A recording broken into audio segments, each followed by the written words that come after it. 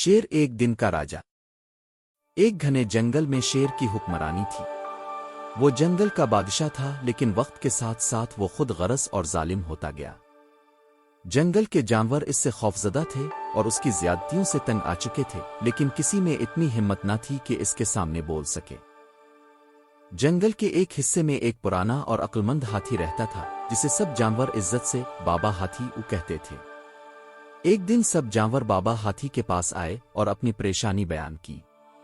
بابا ہاتھی نے سب کی بات سنی اور کہا، ہمیں کچھ ایسا کرنا ہوگا جس سے شیر کو احساس ہو کہ حکمرانی صرف طاقت سے نہیں بلکہ عقل اور محبت سے بھی کی جاتی ہے۔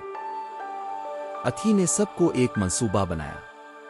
وہ شیر کے پاس گئے اور کہا، بادشاہ سلامت، آپ کے بغیر یہ جنگل ادھورا ہے، لیکن اگر آپ ہمیں ایک دن کے لیے کسی اور کو بادشاہ بنانے کی اجازت دیں تو ہم سب آپ کی عظمت کا مظاہرہ کر سکتے ہیں۔ شیر نے ہنس کر کہا، صرف ایک دن؟ ٹھیک ہے، میں دیکھنا چاہتا ہوں کہ کون میری جگہ لے سکتا۔ بابا ہاتھی نے ایک دن کے لیے خرگوش کو بادشاہ بنانے کا فیصلہ کیا۔ شیر نے حیرت سے کہا، ایک چھوٹا سا خرگوش؟ وہ کیسے حکمرانی کرے گا؟ لیکن اس نے بابا ہاتھی کی بات مان لی۔ اگلے دن خرگوش نے بادشاہ کا تاج پہن لیا اور سب جانوروں کے ساتھ گھل مل کر حکمرانی شروع کی۔ خرگوش نے سب سے پہلے یہ کیا کہ جنگل میں خوراک اور پانی کی مساوی تقسیم کا حکم دیا تاکہ کوئی بھی جانور بھوکا نہ رہے۔ اس نے سب کو یقین دلایا کہ اگر کوئی پریشانی ہو تو وہ بے خوف ہو کر اس کے پاس آ سکتے ہیں۔ خرگوش نے جانوروں کے ساتھ محبت اور احترام کا سلوک کیا، جس کی وجہ سے سب جانور خوش اور مطمئن ہو گئے۔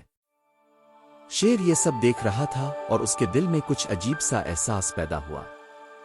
اس نے سوچا کہ شاید حکمرانی صرف طاقت سے نہیں ہوتی بلکہ انصاف اور محبت سے بھی کی جاتی ہے۔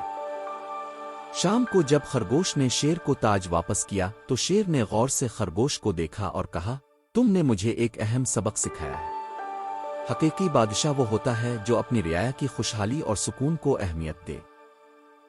اس دن کے بعد شیر نے اپنی حکمرانی کے طریقے بدل دیے۔ اس نے جانوروں کے ساتھ انصاف اور محبت کا سلوک کیا اور جنگل میں امن اور سکون کا ماحول پیدا کیا۔ جانوروں نے بھی شیر کو دل سے اپنا بادشاہ تسلیم کر لیا، کیونکہ اب وہ جانتے تھے کہ ان کا بادشاہ طاقتور ہونے کے ساتھ ساتھ عقلمند اور محبت کرنے والا بھی ہے۔ یوں شیر ایک دن کا راجا بن کر سیکھ گیا کہ اصل حکمرانی دلوں پر کی جاتی ہے، اور اس کے بعد وہ ہمیشہ کے لیے جنگل کا سب سے محبوب بادشاہ بن گیا۔